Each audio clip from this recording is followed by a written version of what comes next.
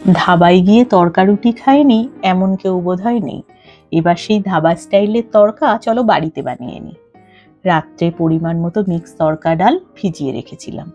পরদিন ডালটা ভালো করে ধুয়ে প্রেসার কুকারে ডাল, নুন ও একটু হলুদ দিয়ে 2টো সিটি দিয়ে সেদ্ধ করে নিয়েছি। এবার ওভেনে কড়াই বসিয়ে তার মধ্যে সর্ষের তেল গরম করে একে একে শুকনো লঙ্কা, তেজপাতা ও জিরে ফোড়ন দিয়েছি। ফোড়ন একটু নাড়াচাড়া করে চপারে ফাইন চপ করা 2টো পেঁয়াজ আর একটু কাঁচা লঙ্কা কুচি দিয়ে হালকা ব্রাউন কালার হওয়া অবধি ভেজে নিয়েছি। এরপর 3 চামচ মতো আদা রসুন বাটা যোগ করেছি। ভালো করে মেশানোর পর ফাইনলি চপ করা 2টো টমেটো, পরিমাণ মতো নুন, হলুদ ও লঙ্কার গুঁড়ো ও একটু চিনি দিয়ে ভালো করে নেড়ে কষিয়ে নিয়েছি, যতক্ষণ না টমেটোর কাঁচা ভাবটা চলে যায়।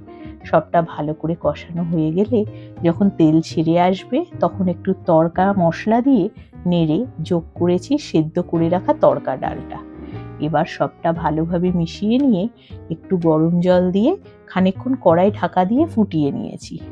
মাঝে মাঝে ঢাকা খুলে একটু নেড়ে নিতে হবে, না হলে তলা লেগে যাবে। পুরোটা যখন বেশ ঘন ঘন হয়ে আসবে তখন একটা তড়কা প্যানে খানিকটা ঘি গরম করে তার মধ্যে কিছুটা রসুন কুচি লালচে করে ভেজে 1 চামচ মতো কাশ্মীরি লঙ্কার গুঁড়ো দিয়ে একটু নেড়ে তড়কা ডালের সাথে ভালোভাবে মিশিয়ে নিয়েছি।